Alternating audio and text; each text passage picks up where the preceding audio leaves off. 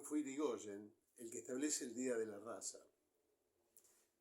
Quizás, porque él era de origen, la mirada de Krause. Sin embargo, establece el Día de la Raza. También Perón, ¿te acordás? En el año 47, en la Academia, hablan de España, de la conquista. Digamos, en Buenos Aires se respiraba una hispanidad. Yo digo, se ha perdido todo eso y en tal caso, por supuesto no tengo dudas que se perdió, pero ¿por qué? ¿Qué factores jugaron? En el caso de Irigoyen y en el caso de Perón, los motivos de la reivindicación de la hispanidad fueron diferentes. Creo que fueron mucho más nobles los motivos de Irigoyen, al que Anzoátegui llama el Felipe II de la calle Brasil, que los motivos de Perón, que fueron más bien siempre de oportunismo político. Pero al margen de cuáles hayan sido los motivos, debo reconocer que está bien haber celebrado y condignamente el llamado Día de la Raza. Ahora, hay un hecho que no está vinculado a Irigoyen ni a Perón, que me parece más importante todavía, y es que en 1933 el episcopado argentino saca una resolución declarando que el 12 de octubre no solamente es festividad cívica, sino festividad religiosa. E invita a los fieles a asistir a una misa en acción de gracias cada 12 de octubre por la acción descubridora, bueno, que estamos mencionando, que forma parte de la tradición. Y la tradición se ha perdido, o está en vía de extinción. Es decir, el concepto de hispanidad y el festejo condigno de la hispanidad es parte de los trastos viejos de la modernidad. A veces creo que la gran bisagra se produce, no sé qué opinas vos, con Eduardo Galeano y ese bendito libro del cual él después se arrepiente, ¿te acordás? Las venas abiertas. Ahí se produce. No, pero yo creo que es muy anterior, muy anterior. O sea, acá el proceso de deshispanización y de imposición de las leyendas negras empieza con Bartolomé de las Casas. Por supuesto, sí. Con el relato de las crónicas que relatan el supuesto abuso de España en América. Que nunca pudo documentar. No, las relaciones de las casas no están documentadas. Están amparadas en un genérico yo vi. Yo vi tal cosa, o a mí me dijeron tal cosa. Pero no, digamos, la brevísima relación de la destrucción de las Indias, que es el título original del vivero de las casas, fue refutada de muchas maneras, aún por contemporáneos suyos. El caso de Toribio de Mogrovejo. Es curioso porque Toribio de Mogrovejo es santo y a pesar de la probada santidad, no le llevan el apunte cuando demuestra que la brevísima relación es una obra maestra del terror antiespañol, inventado y financiado, además de por la imaginación calenturienta de las casas, financiado por los poderes masónicos, principalmente holandeses y británicos. Claro. Pero a pesar de que se prueba eso, de las casas es tenido por un gran santón y Toribio de Mogrovejo nadie lo conoce. Lo mismo el caso de Sepúlveda. Sepúlveda fue el gran refutador de las casas. La obra de Sepúlveda no se conoce y la brevísima relación se vende en todas partes. ¿El nombre Leyenda Negra?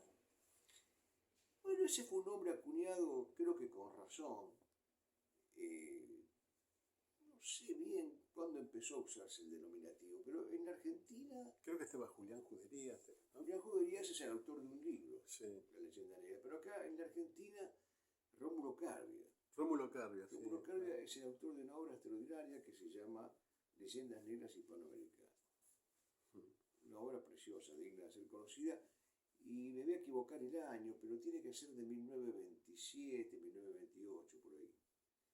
O sea que ya a principios del siglo XX se empieza a hablar de leyenda negra en la Argentina y a registrar el fenómeno de las, en plural, las. Sí.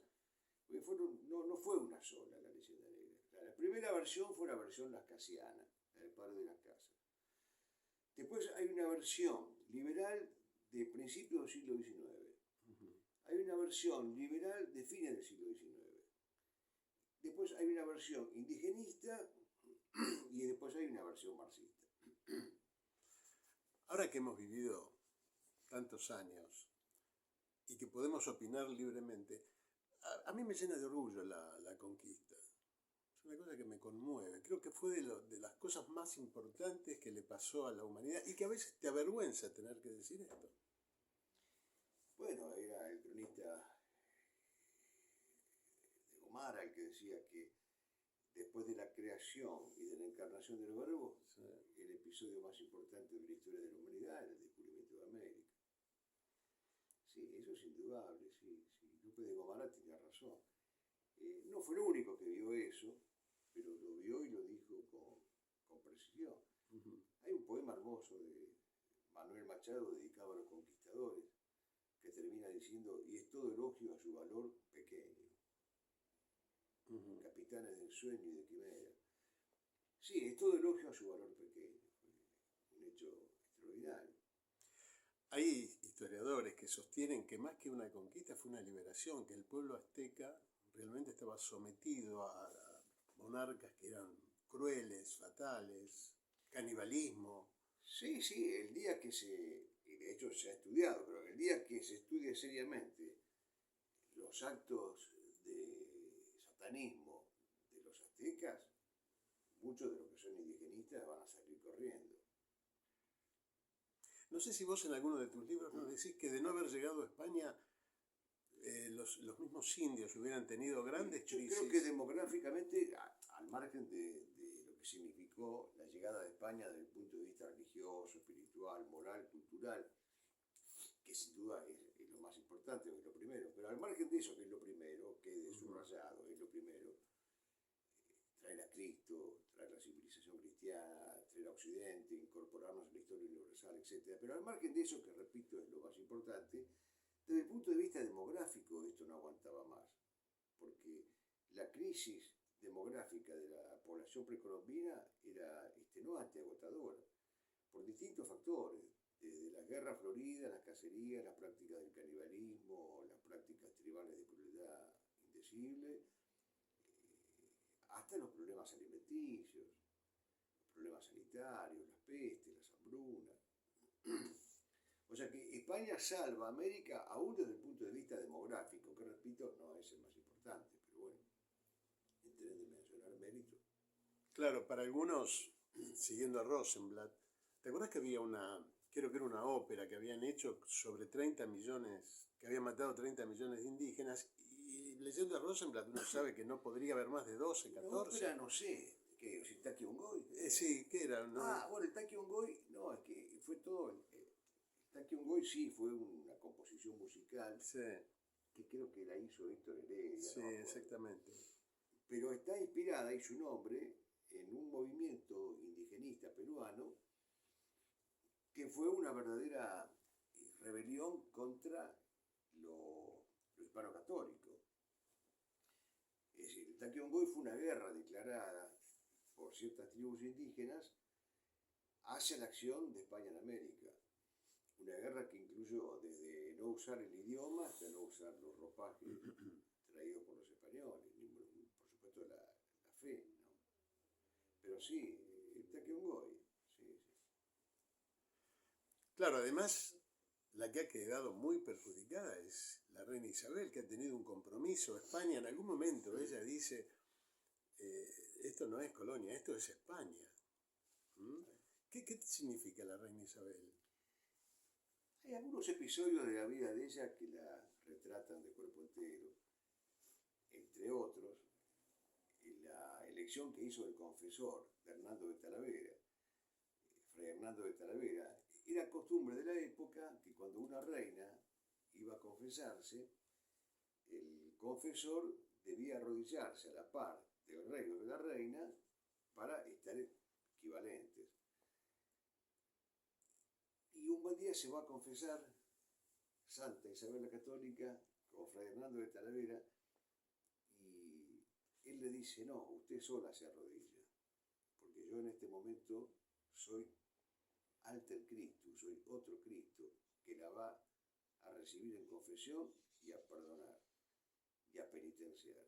Por lo tanto, usted de rodillas, no los dos. Y entonces ella dice: este es el confesor que yo buscaba. Bueno, claro. eso retrata el cuerpo La pinta de cuerpo un entero, alma, claro. sí, un alma. Es decir, la magnanimidad, la generosidad, la grandeza, la caridad, la compenetración empática con la vida sacramental, el Claro. estado de gracia, es una maravilla. Bueno, la misma Isabel, la misma Isabel que después la vas a ver espada en ristre poniendo orden en las principales ciudades, co-conduciendo la reconquista con Fernando, expulsando a los judíos, expulsando a los moros, reconquistando Granada. Es una maravilla épica, una maravilla de mujer ecuestre. Y además para hacer el casting, eligió a Colón, digamos. Eso también habla de una mirada, una practicidad, ¿no? No. Eso no lo había pensado nunca. ¿No? Porque ¿qué pudo? La verdad, vio un montón de cosas, estaban jugando. Y vio lo que otros no veían. Claro, ella tenía ese don que dice Shakespeare, veo mejor si cierro más los ojos Claro. que el día entero ver lo indiferente. Él vio que Colón era portador de Cristo y no se equivocó porque el proceso de beatificación de Colón también fue iniciado. Sí. Y al igual que pasó y sigue pasando con el de ella, están muertos.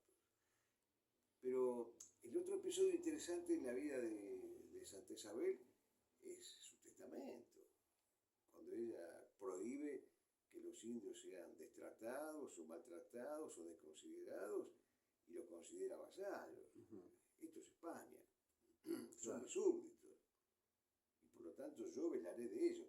Fíjate lo que era el sentido feudal de la monarquía, sí, el sentido medieval de la monarquía, ¿no? El rey que protege, el rey que impone las manos. Qué lejos de lo que pasa hoy, ¿no? Y bueno, sí, el mundo moderno. Te escuchaba recién hablar y pensaba que la palabra Cristóbal, no sé si no significa el que lleva a Cristo a la otra orilla, ¿no? Cristóforo. Claro, qué maravilloso. Que el milagro de San Cristóbal consistió en eso, en que trasladó a un chiquito. Cristóbal era un hombre, según la tradición, robusto, sólido, fortachón, y ayudaba a la gente a pasar de una orilla a la otra, de un imaginario río o laguna, para el caso lo mismo. Y la cuestión, bueno, todo el mundo conoce el episodio, pero digamos, traslada a un chiquito y le pesaba trasladarlo, ganó a él, que era un hombre fuerte. Y bueno, le pesaba porque era Cristo, era el niño Jesús. Claro. Y soportaba el niño consigo, sobre sus hombros, todos los pecados de la humanidad. Claro, claro, se entiende. Y entonces, bueno, y Colón sí, significa portador de Cristo, Cristóforo. Qué bueno. En una apretada síntesis, ¿podría decir a qué se debe la no beatificación oficial de Isabel la Católica? ¿O a qué grandes corrientes? A que la Iglesia está en manos de los peores enemigos del catolicismo. La Iglesia Católica ha caído en un proceso de secularización, de imanentización y claramente incluso de heretización y de apostasía. Entonces, si la Iglesia está manejada por rufianes, no van a considerar que Isabel la Católica sea una santa. No, eso es lo que dice Platón, lo equivalente busca lo equivalente, lo igual busca lo igual ama lo igual. ¿Cómo van a amar a Isabel y a considerarla santa si son unos rufianes? No. Esa pregunta es fácil. Tristemente fácil. No quisiera que fuera esa la respuesta, pero deberían no solamente canonizarla, deberían honrarla, venerarla y promover el estudio de su vida y de su obra y ponerla como ejemplo de mujer católica, de madre, de esposa, de hija, de reina, de emperatriz. Y sin embargo la ocultan debajo de la alfombra vergonzosamente, inicuamente, no tienen perdón de Dios. Está enterrada en Granada. Sí, yo hace unos años le escribí unos versitos a Isabel, que voy a abusar de la amistad de ustedes y lo voy a leer. Con mucho gusto. Pero además no tengo anteojos, de modo que está todo en contra. De los versitos, ¿Te sirve esto para eso? no, intentaré, pero solamente para... Dice así, o intentaría decir así. De San Fernando viene tu corona, que es venir de la sangre unida al credo, y del Cid heredaste aquel denuedo de alzar la cruz unida a la tizona. El don de imperio te entregó Castilla, el matrimonio aragonesa ciencia. Granada se rindió por tu vehemencia, tu lanza puso orden en Sevilla. Con el yugo y las flechas por embate, mi señora Isabel, mi reina santa, danos tu cetro, cruza el mar revuelto, que otra vez hace falta un buen combate y bautizar al ídolo que espanta, quemar las naves y avanzar resuelto. Como decía José Antonio Primo de Rivera cuando le preguntaron si era monárquico, él dijo, si volvieran Isabel y Fernando, ya mismo me despertaban.